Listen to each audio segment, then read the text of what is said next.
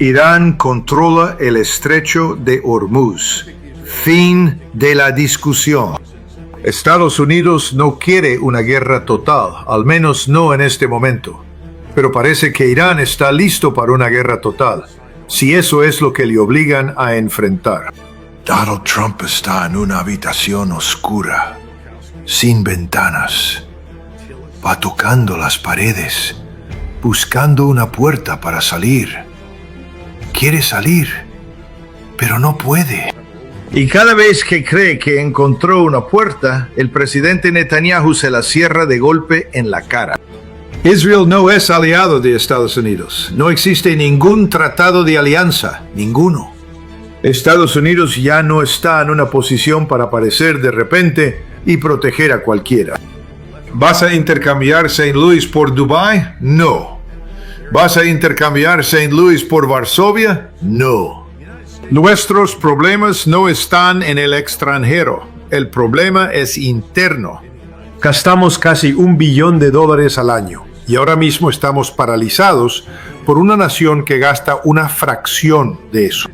Si envías un crucero, un destructor y mucho menos un portaaviones al Golfo Pérsico ahora mismo, la probabilidad de que termine neutralizado, muerto en el agua o en el fondo del océano es muy alta.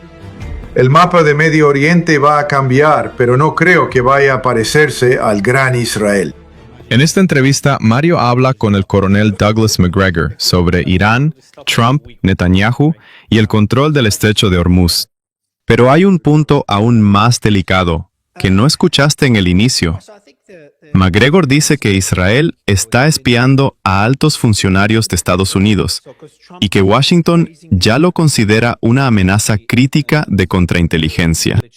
Escucha hasta el final, porque esta parte cambia por completo la manera de entender la relación entre Estados Unidos e Israel. Parte 1. Irán controla el estrecho de Hormuz. Coronel, desde la última vez que hablamos, hace aproximadamente una semana, todo se ha vuelto bastante extraño. Trump está elogiando a la República Islámica, dice que quiere reunirse con el líder supremo y que sería un privilegio reunirse con él. Al mismo tiempo, parece que Estados Unidos está intentando pasar barcos por el estrecho de Hormuz. Irán intenta imponer control allí, dispara advertencias contra esos barcos, y Estados Unidos responde atacando radares iraníes en la isla de Qeshm y en otra isla. Después, Irán no responde de manera proporcional. Va con todo y lanza varios misiles balísticos. Los dos últimos ataques fueron contra Bahrein y Kuwait. Entonces, es un alto el fuego muy extraño. Me gustaría conocer su opinión. ¿Qué interpreta usted de todo esto? Bueno, no estoy seguro de que sea un alto el fuego. No suena como un alto el fuego. Parece que ahora tenemos diferentes reglas de enfrentamiento para los altos el fuego. Obviamente Estados Unidos no quiere una guerra total, al menos no en este momento. Y parece que Irán está listo para una guerra total, si eso es lo que le obligan a enfrentar. Digámoslo así. El problema es que este asunto de elogiar repentinamente al líder supremo y hacer comentarios agradables no es demasiado relevante para toda la discusión. Los iraníes realmente no creen nada de lo que decimos, y no hay muchas razones para que lo hagan. Así que me parece que la posibilidad de alcanzar algún tipo de acuerdo que todas las partes puedan firmar es extremadamente remota. Israel sigue disfrutando de poder de veto sobre cualquier cosa que haga Estados Unidos. Dicho eso, creo que Donald Trump todavía está en una habitación oscura, sin ventanas. Va tocando las paredes, buscando una puerta para salir. No tiene una salida fácil. Le gustaría salir, pero no puede salir. Y cada vez que cree que encontró una puerta, el presidente Netanyahu se la cierra de golpe en la cara. No sé qué ocurrirá después, pero no veo ningún acuerdo inminente de ningún tipo que vaya a hacer que estalle la paz. Me gustó lo primero que dijo, que esto no es un alto el fuego. ¿Escuchó lo que dijo Trump, creo que ayer o anteayer, sobre el alto el fuego? Le preguntaron si esto era un alto el fuego o una violación del alto el fuego, y dijo algo como que, por allá, un alto el fuego solo significa que se dispara menos. Así definió un alto el fuego hace 2 días. Él es bastante económico con la verdad. Recuerde eso. Así que no me preocuparía demasiado por lo que se dice en este momento. Creo que lo que importa es lo que ocurre. Y lo que sigue siendo cierto es que Irán controla el estrecho de Hormuz. Fin de la discusión. Parte 2. Trump, Netanyahu y la trampa de Estados Unidos. Entonces, según usted, Trump quiere salir de esta situación, pero no puede. ¿El problema principal es que Netanyahu bloquea cualquier salida? Israel continúa teniendo poder de veto sobre cualquier cosa que haga Estados Unidos. Ese es el problema. Trump está buscando una salida, pero no la encuentra. Está atrapado en una habitación oscura, no hay ventanas. Está tocando las paredes buscando una puerta, y cuando cree que la encuentra, Netanyahu se la cierra en la cara. Por eso no veo un acuerdo inminente. No veo una fórmula que lleve a la paz en este momento. Eso conecta con algo que ha sido muy extraño.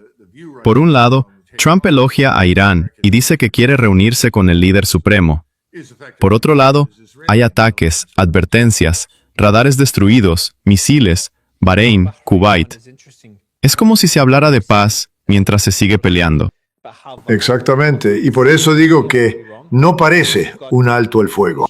Una cosa es lo que se dice públicamente, otra cosa es lo que ocurre sobre el terreno. Y lo que ocurre sobre el terreno es que Irán ha demostrado que puede imponer control en una zona crítica. Y esa zona crítica es el estrecho de Hormuz. Parte 3. Israel, espionaje y la relación real con Estados Unidos. Hablando de Israel, salió un informe hoy. No he tenido tiempo de leerlo completo, pero dice que el Pentágono elevó la amenaza de contrainteligencia de Israel a nivel crítico, la designación más alta posible. La preocupación es que Israel está espiando agresivamente a altos funcionarios estadounidenses, algo de lo que hemos hablado durante mucho tiempo, pero ahora parece que las autoridades están actuando. Según funcionarios estadounidenses, la Agencia de Inteligencia de Defensa emitió esa evaluación en semanas recientes porque Israel está haciendo, cito, un esfuerzo particular por vigilar a altos funcionarios estadounidenses para obtener información sobre las deliberaciones internas y la toma de decisiones de la administración Trump respecto a Irán y Líbano. Es increíble.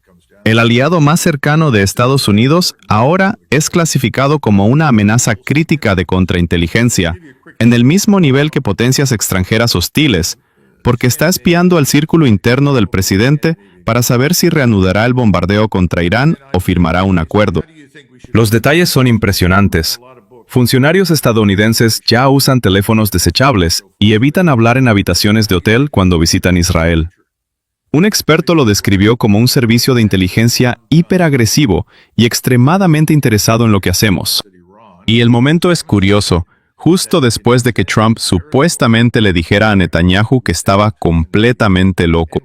Esto me recuerda a una conversación privada que tuve con un funcionario estadounidense cercano a Trump.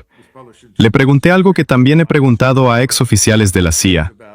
¿Le preocupa que el Mossad lo espíe? Y ese funcionario me dijo, en tono de broma, Mario, ya nos rendimos con el Mossad. Simplemente aceptamos que nos espían. Incluso me dio un ejemplo de una llamada suya que habían interceptado. Se ha vuelto algo normal en Estados Unidos saber que Israel los espía. Es algo realmente increíble. ¿Qué piensa de ese informe, de esa designación de Israel como amenaza crítica desde el punto de vista de contrainteligencia? ¿Podríamos ver algún cambio? Es muy peligroso. Israel no es aliado de Estados Unidos. No existe ningún tratado de alianza, ninguno. Mire los datos de las encuestas ahora mismo y dónde se ubique Israel dentro de Estados Unidos. Israel tiene acceso a estas cosas porque hay multimillonarios en Estados Unidos que han pagado a miembros del Congreso para proporcionar ese acceso. Acabamos de aprobar una sección del Plan de Autorización de Defensa Nacional que permite a los israelíes aparecer, en la práctica, como un apéndice del establishment militar estadounidense. Eso no va a durar. Tenemos que volver a nuestros orígenes como país. Cuando finalmente nos independizamos, hace unos 250 años, Éramos muy sensibles a una verdad simple. Los británicos estaban por todas partes en el país. En efecto, éramos británicos. Por eso, inicialmente se prohibió que cualquier persona no nacida en Estados Unidos ocupara la presidencia. Había buenas razones para eso. No queríamos un candidato manchuriano británico dirigiendo el país. Tenemos que volver a examinar todas estas cosas. Tenemos demasiadas personas en nuestro gobierno con doble ciudadanía. La doble ciudadanía está bien, pero no debería permitirse ocupar un cargo federal. No debería permitirse servir en las Fuerzas Armadas de Estados Unidos si se es leal a alguien que no sea Estados Unidos. Y si alguien quiere servir en las Fuerzas Armadas de Estados Unidos, debería renunciar inmediatamente a esa segunda lealtad cuando se enlista. Estas cosas son importantes. Las hemos descuidado. Parte 4. ¿Puede Estados Unidos proteger a sus aliados?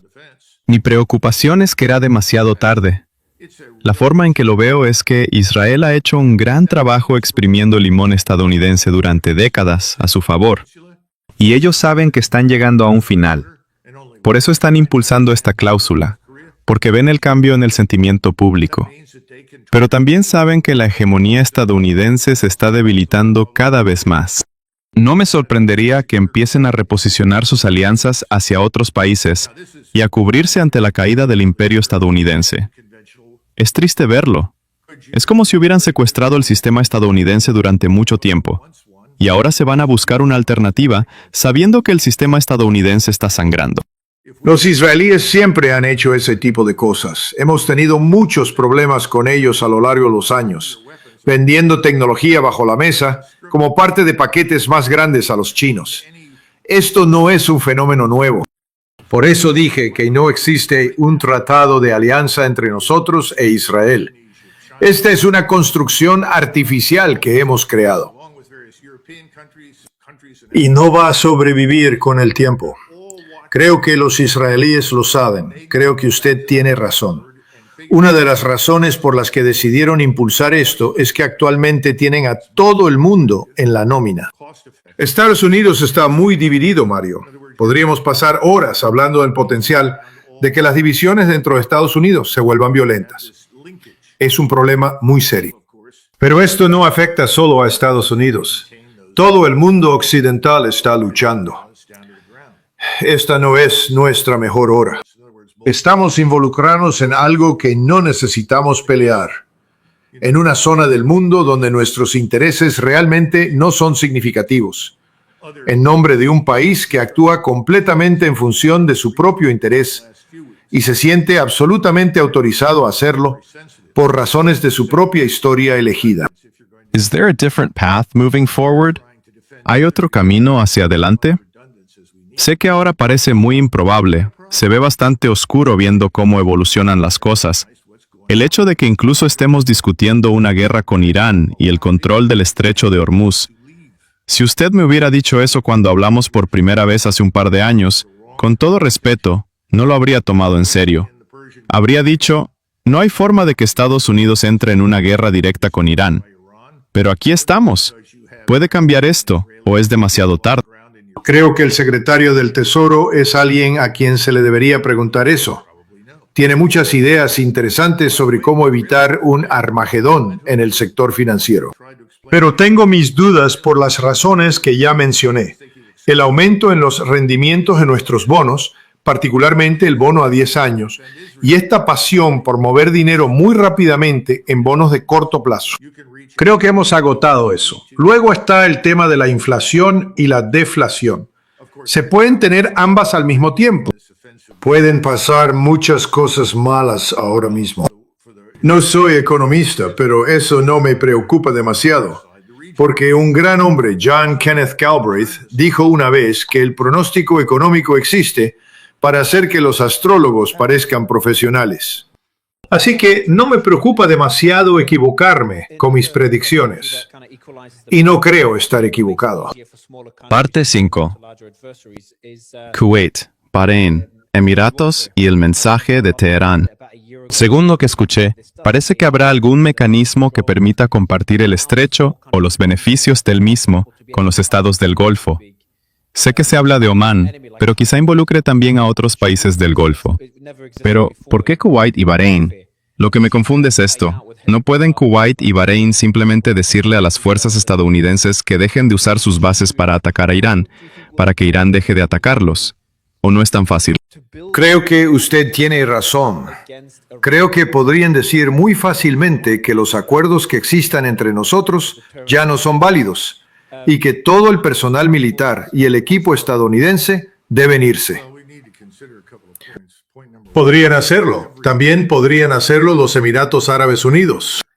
Recuerde que los Emiratos Árabes Unidos, Kuwait y supongo que en cierta medida Bahrein son vistos por los iraníes como estados de Sykes-Picot. Son criaturas del imperialismo británico.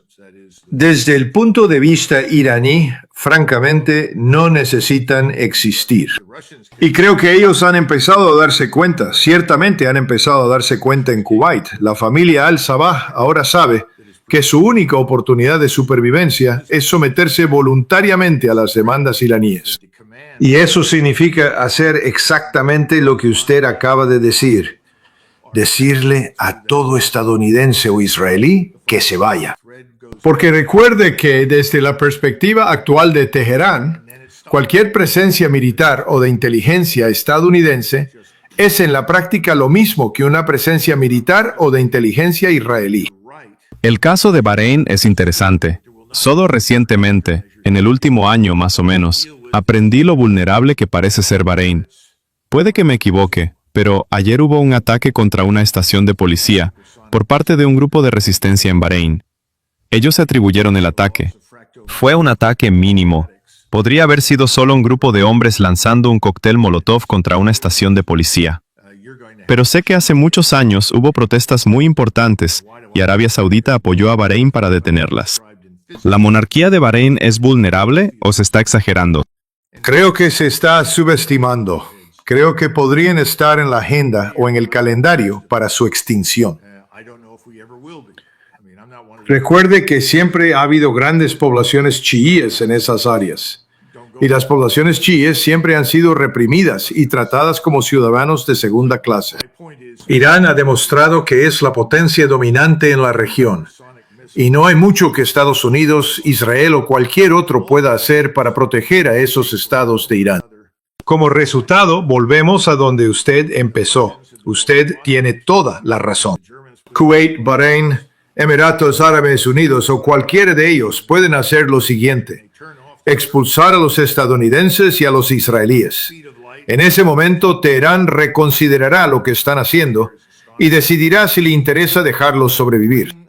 Literalmente, eso es a lo que se reduce la situación. Parte 6. La vulnerabilidad del Golfo y la lección de Polonia. Espero que eso no ocurra. Espero que esos países encuentren una vía diplomática. Estoy asumiendo y esperando que Emiratos Árabes Unidos esté empezando a mejorar sus relaciones con Irán, porque los ataques de la última semana fueron contra Kuwait y Bahrein. Parece que territorio emiratí no fue usado en los ataques. No sé qué están haciendo Kuwait y Bahrein, si tienen opción, y por qué sus bases están siendo usadas para atacar a Irán. Pero no me sorprendería que eso también cambie. Creo que el Golfo debería unirse para poder construir algún tipo de disuasión militar contra Irán, aunque eso parece extremadamente improbable. También creo que es muy importante que mejoren las relaciones diplomáticas con Irán y dejen atrás el pasado. No digo que vaya a ocurrir, solo espero que ocurra. La esperanza no es un método. Yo descartaría eso de inmediato. Le dirigiría la atención a Polonia. Los polacos fueron muy imprudentes en 1939. Su dictador, o presidente vitalicio, murió. Su nombre era Józef Pilsudski. Era un hombre extraordinariamente brillante. Antes de morir, en su lecho de muerte, les advirtió. Les dijo: miren, nosotros los polacos vivimos entre dos enormes piedras de molino. Una es rusa y la otra alemana. Tienen que elegir. Tienen que alinearse con una u otra. Y dijo que, según su experiencia, porque había servido en el ejército austrohúngaro durante la Primera Guerra Mundial, tenían muchas más posibilidades de sobrevivir si se alineaban con los alemanes que si se alineaban con los rusos. Si se alineaban con los rusos, desaparecerían. Luego murió. Entonces, ¿cuál fue la solución de sus sucesores? Se subieron a un avión y volaron a Londres. Se reunieron con miembros del gabinete británico, que les extendieron con entusiasmo una promesa de protección en forma de alianza contra Alemania o contra los soviéticos, contra quien intentara atacar Polonia. Volvieron a Varsovia muy orgullosos y dijeron: ya lo tenemos. Tenemos la alianza que necesitamos con Gran Bretaña. ¿Y de qué les sirvió? De nada. Mi punto es este. Si usted vuela al otro lado del mundo, a Washington, y hace un acuerdo, y la gente en Washington le dice que lo protegerá, ¿qué ha aprendido? Que no se puede hacer. Ese es el punto. Nosotros no podemos protegerlos. Si Estados Unidos no puede protegerlos, y ciertamente no van a ser protegidos por Reino Unido, entonces, ¿qué hacen? Volvemos al tema de la diplomacia. Usted quiere mantener tanta independencia y libertad para su pueblo como pueda. ¿Cómo lo hace? No se alinea con el enemigo de su vecino más poderoso. Ese es un error grave. Los polacos deberían haber encontrado un camino diferente. No lo hicieron. Necesitaban elegir. Pilsudski tenía razón. Y aún ahora, los polacos siguen atrapados en una amargura que es peligrosa para su supervivencia. Nosotros no podemos protegerlos. Y aún así, ¿qué quieren? Más soldados estadounidenses en Polonia para protegerlos. Gran error. Estamos a miles de kilómetros de distancia. Están mejor por su cuenta. Tienen que mirar el mapa. ¿Cuál es su estrategia? Mire la diplomacia. ¿Cómo se navegan estas aguas difíciles? Esto es algo que trato de decirle a tantas personas como puedo, especialmente a quienes acuden a Estados Unidos en busca de ayuda. Estados Unidos ya no está en posición, dados los cambios en tecnología, economía, cadenas globales de suministro y todo lo que ha cambiado en este planeta, para aparecer de repente y proporcionar protección a cualquiera. También tenemos que entender que hay una proliferación de armas de destrucción masiva. No vamos a ir a una guerra nuclear por cualquiera. ¿Vas a intercambiar St. Louis por Dubái? No. ¿Vas a intercambiar St. Louis por Varsovia? ¡No! Las cosas han cambiado. Nosotros, los estadounidenses, tenemos que cambiar con ellas. Parte 7. La revolución militar de Irán. Usted dijo que esto tiene importancia global, no solo para el Golfo. ¿A qué se refiere? Le doy un ejemplo rápido. Estaba hablando con algunos escandinavos, digamos, personas de un país escandinavo que ahora está en la OTAN. Me preguntaron: ¿cómo cree que deberíamos organizarnos? He escrito muchos libros sobre organización militar, reforma militar y temas similares. Así que querían hablar conmigo sobre cómo organizarse para el futuro. Les dije: bueno, ¿qué ha hecho Irán? Me miraron de forma muy extraña. Entonces les dije: Irán ha demostrado que puede defender su territorio de manera efectiva, sin una armada y sin una fuerza aérea. Hace años escribí un libro, publicado en 2003, llamado ISR Strike. Trataba sobre plataformas de inteligencia, vigilancia y reconocimiento en el espacio, desde el fondo del mar hasta el espacio, que podían proporcionar vigilancia persistente. Eso es muy importante, vigilancia persistente. En otras palabras, nada entra y nada sale, sin que usted lo sepa. Y esos datos son datos de objetivo que se envían instantáneamente a cualquier cantidad de plataformas en tierra, en el aire o en el mar. La mayoría de ellas, obviamente, en Irán están en tierra. Estas plataformas pueden lanzar misiles, distintos tipos de misiles, desde los de mayor alcance hasta los últimos misiles de crucero chinos, diseñados para hundir grandes buques. Los datos de objetivo llegan instantáneamente al sistema de armas. El sistema dispara y el objetivo es destruido. Los radares, por supuesto, son parte de esto. Y se necesita mucha redundancia, es decir, múltiples radares, además de múltiples plataformas de vigilancia desde arriba. Eso es donde estamos ahora. Lo que significa es que cualquier nación del planeta que quiera protegerse contra un ataque externo puede hacer lo que hizo Irán. Y eso es una revolución enorme. ¿Cuánto dinero se necesita para construir lo que acabo de describir? Muy poco. Un par de miles de millones de dólares. El satélite no es tan difícil de conseguir. Sí, los satélites se pueden arrendar. Se pueden hacer acuerdos para usar satélites de otras personas. Se pueden lanzar satélites propios, lo que sea. Pero no se trata solo de satélites. Hay todo tipo de plataformas no tripuladas que pueden utilizarse. También hay sensores en el fondo del mar que pueden utilizarse.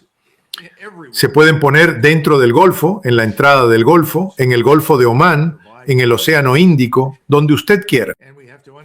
Mi punto es este. Gastamos casi $1 billón al año. Y ahora mismo estamos paralizados por una nación que gasta una fracción de eso, unos pocos miles de millones, y no necesariamente en un solo año, sino a lo largo del tiempo. Y es muy efectivo. Lo detiene todo, porque todos saben que si envías un crucero, un destructor y mucho menos un portaaviones al Golfo Pérsico ahora mismo, la probabilidad de que sea neutralizado, que termine muerto en el agua, o peor aún, decorando el fondo del océano, es muy alta. Esa probabilidad es muy alta. Si se mire esto desde la perspectiva de otras naciones que no gastan cientos de miles de millones de dólares en defensa, esto es un éxito enorme. Es un acontecimiento revolucionario. Eso tiene implicaciones para Corea del Sur, por ejemplo. Corea del Sur está en una península. Está rodeada por agua en 3 lados y solo un lado tiene frontera terrestre con Corea del Norte. Esto es enorme. Significa que pueden apuntar a cualquier cosa dentro de un radio de 500 a 1000 millas de la República de Corea.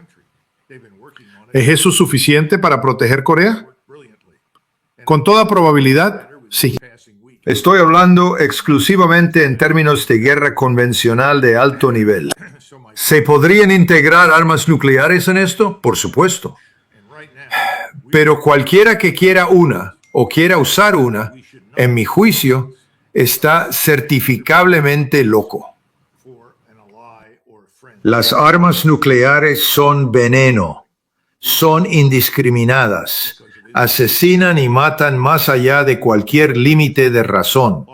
Así que mi punto es que ahora Japón, Corea, Malasia, Indonesia, China, Vietnam, varios países europeos, países de África, Medio Oriente y el norte de África, todos están observando esto. Y todos necesitan volver a la mesa de diseño y pensar cómo construir algo parecido, porque es mucho menos costoso, es mucho más efectivo en términos de costo y es ágil. Parte 8. Drones, misiles hipersónicos y el futuro de la guerra. Otra tecnología que iguala el campo de batalla o hace más fácil que países pequeños se enfrenten a adversarios más grandes es la guerra con drones. Recuerdo que alguien dijo hace un año que una de las grandes cosas de la inteligencia artificial y los drones es que permiten que países pequeños, como Singapur, puedan defenderse de un enemigo mucho más grande, como China. algo que antes no existía en la guerra. Estamos viendo eso con Hezbollah. Obviamente Rusia y Ucrania son un ejemplo, pero Hezbollah e Israel son otro. Mi pregunta es, ¿cree que los países del Golfo podrán construir alguna forma de defensa contra Irán? No digo que no deban mejorar sus relaciones con Irán, pero necesitan una alternativa. Necesitan tener una disuasión, un plan B. ¿Eso es posible considerando que son países mucho más pequeños? Tenemos que considerar un par de puntos. Punto número 1. Para cada medida en la guerra hay una contramedida. Así que no hay que asumir que lo que funcionó hoy o lo que funciona este mes funcionará para siempre. Lo primero que ocurrió fue que los rusos aprendieron a interferir la mayoría de los sistemas no tripulados, es decir, los drones de los que usted habla.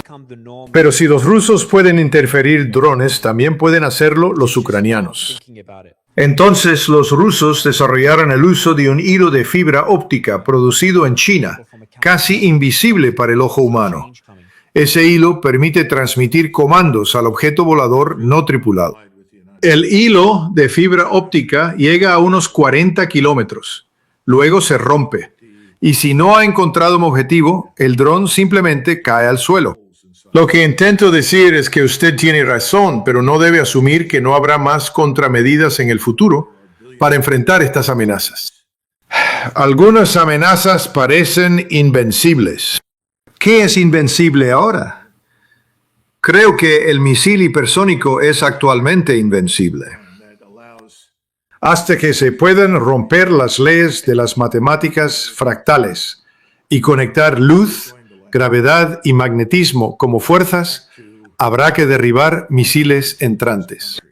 ¿Por qué digo eso?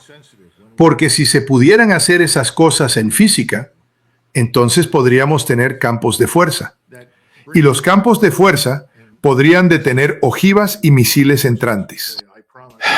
No estamos ni cerca de eso. No sé si alguna vez lo estaremos.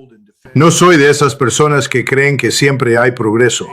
A veces las cosas van mal y luego vuelven a ir bien. Estoy más acostumbrado a los ciclos. Por el momento, el misil hipersónico es el dispositivo imparable. Todos los demás sistemas, de una forma u otra, van a encontrar contramedidas. Eso significa que cualquier establishment militar necesita una mezcla de capacidades. No se puede depender totalmente de una sola.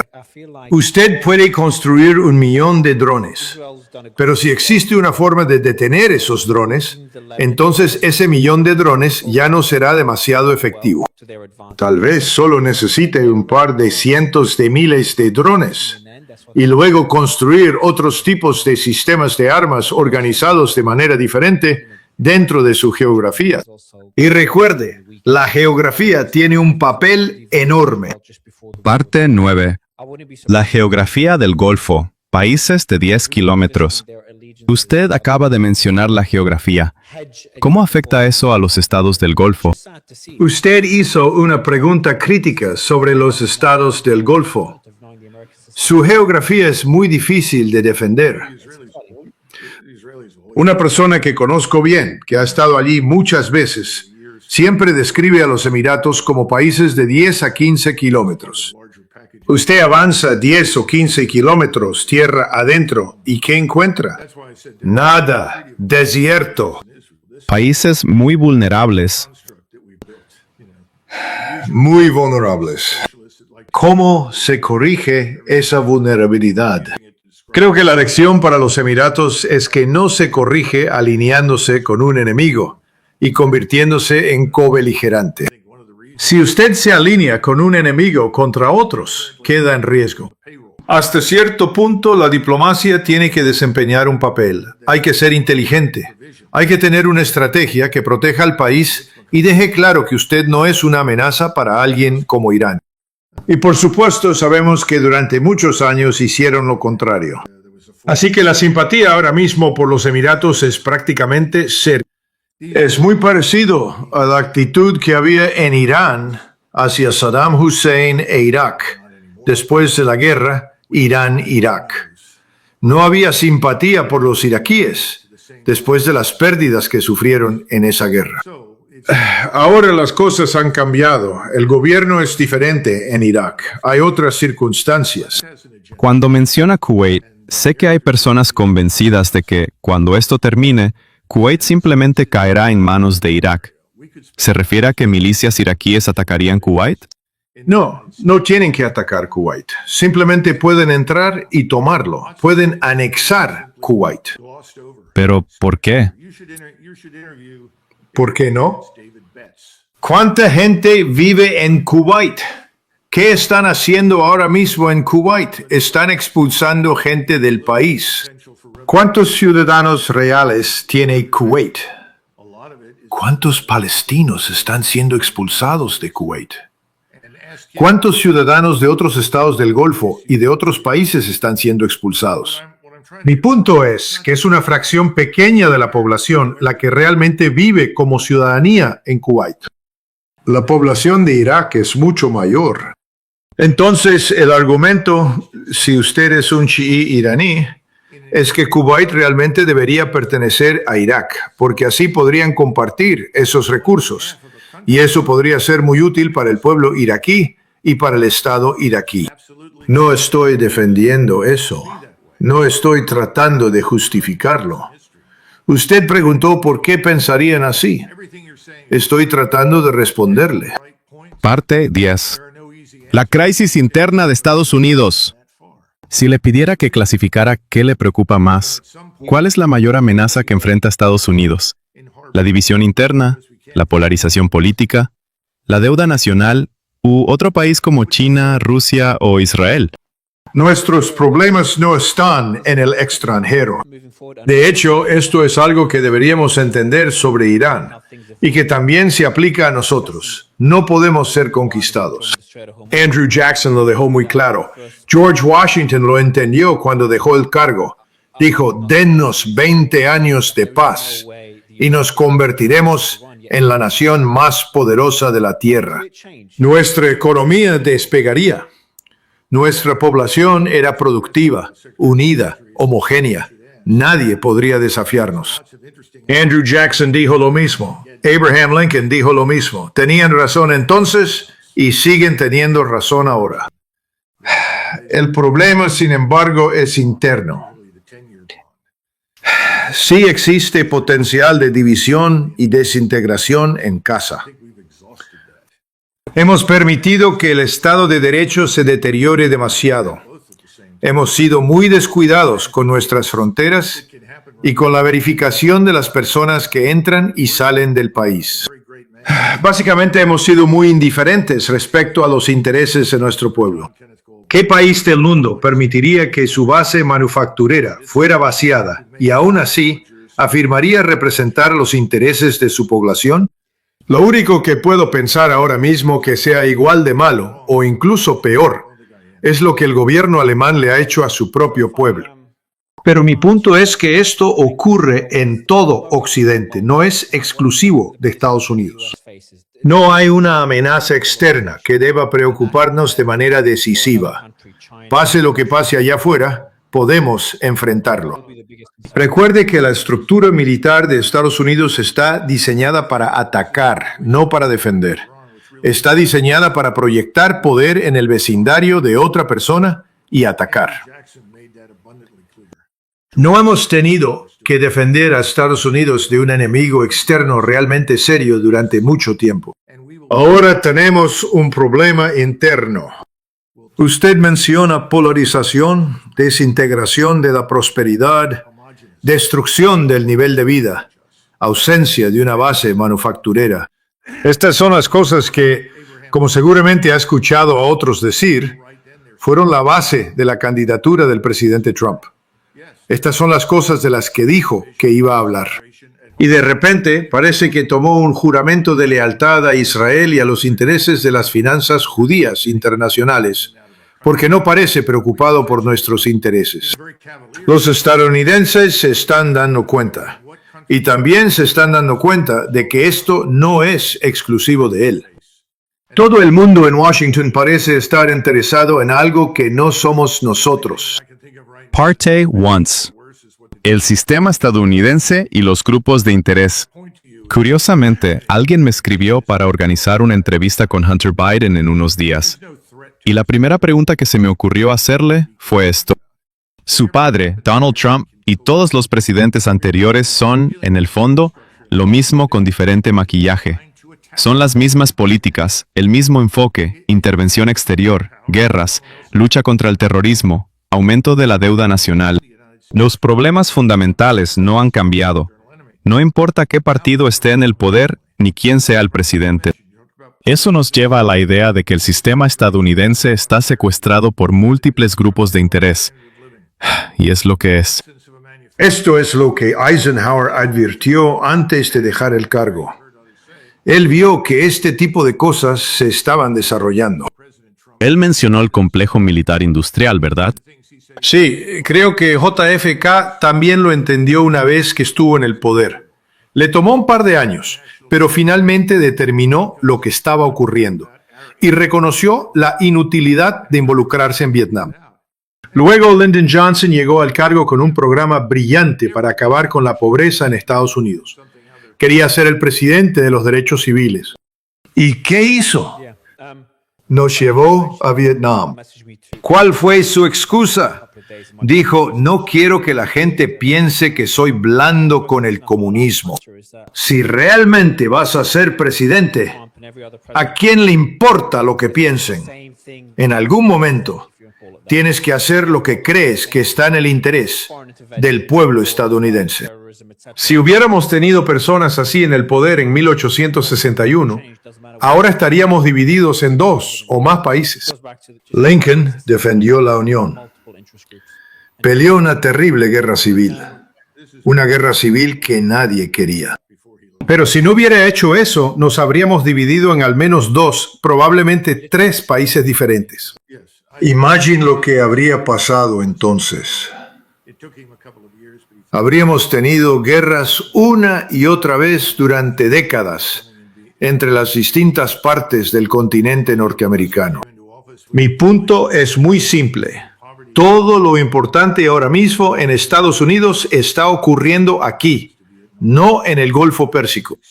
Irán seguirá controlando el Golfo. Sin duda compartirá eso con Omán.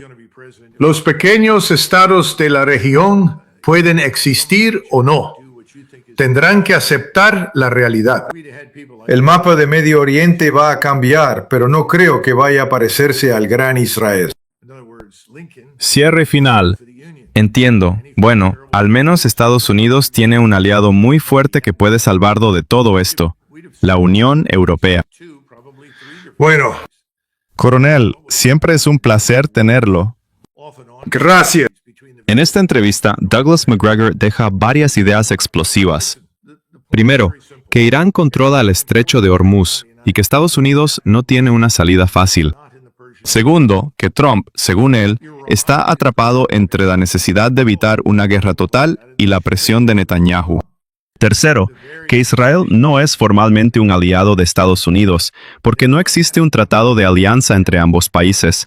Cuarto, que los países del Golfo, como Kuwait, Bahrein y Emiratos Árabes Unidos, no pueden depender eternamente de Washington para sobrevivir.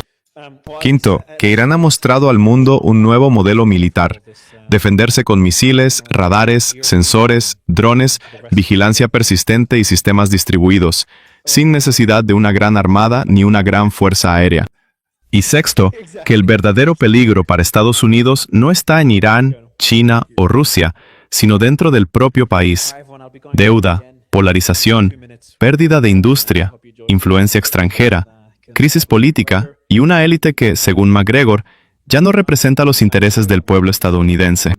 La frase que resume toda la conversación es esta: Irán controla el estrecho de Hormuz. Fin de la discusión. This conversation centers on the idea that Iran has managed to change the balance of power in the Persian Gulf through a low-cost but highly effective defense model. Macgregor argues that despite America's massive military spending, it has become seriously constrained by Iran's combination of radar systems, surveillance capabilities, missiles, and geographic advantage. In his view, the reality on the ground is that Iran controls the Strait of Hormuz. And this is not merely a regional success, it is a model that other countries may study as they rethink their own defense strategies. Another major part of the discussion focuses on America's political deadlock and Israel's role in it. McGregor compares Trump to someone trapped in a dark room, searching for a way out, while Netanyahu keeps slamming every possible exit shot. He believes Israel has deep influence over America's political and security structures, and he sees the issue of Israeli spying on US as a sign of an unhealthy and unstable relationship. In this context, the Gulf states are also in a vulnerable position. If they want to avoid direct confrontation with Iran, they will need to rethink their relationship with the United States, Israel, and Iran. Overall, McGregor argues that the United States can no longer offer security guarantees to its allies the way it once did. In his view, the real threat to America is not Iran, China, or Russia, but internal crisis, economic decline, the weakening of its industrial base, the influence of powerful interest groups, and the erosion of the rule of law. The main conclusion of the conversation is that the old regional and global order is changing. Iran has gained a new position of strength in the Persian Gulf, and the United States is being forced to recognize the limits of its own power.